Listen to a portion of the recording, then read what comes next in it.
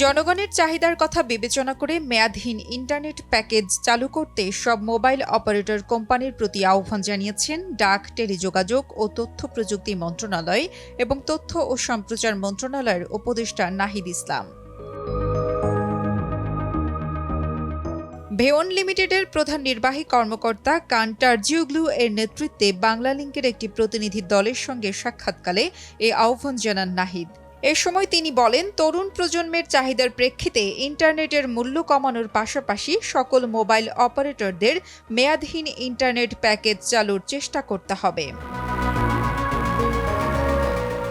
ভেওন লিমিটেডের প্রধান নির্বাহী কর্মকর্তা বাংলাদেশে সিম কার্ডের ট্যাক্স কমানোর কথা বললে উপদেষ্টা বলেন, ট্যাক্সের সঙ্গে অর্থ মন্ত্রণালয় জড়িত, তাই এ বিষয়ে তাদের সঙ্গে আলোচনা করতে হবে। বাংলালিংকের chief legal officer Jaharat Adib Chowdhury জনপ্রিয় ওটিটি প্ল্যাটফর্ম টফি ব্যবহারে বিভিন্ন বাধার কথা উল্লেখ করলে উপদেষ্টা বলেন, বিষয়টি খতিয়ে দেখা হবে।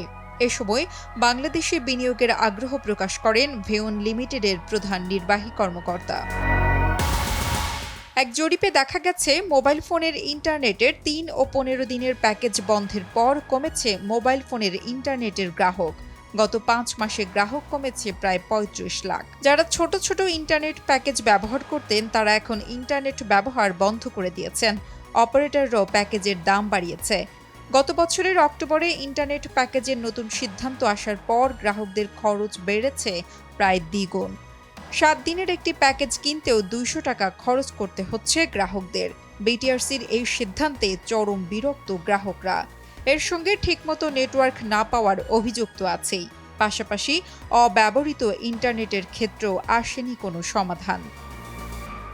নুসরাত জাহান কলি, কালের কণ্ঠ।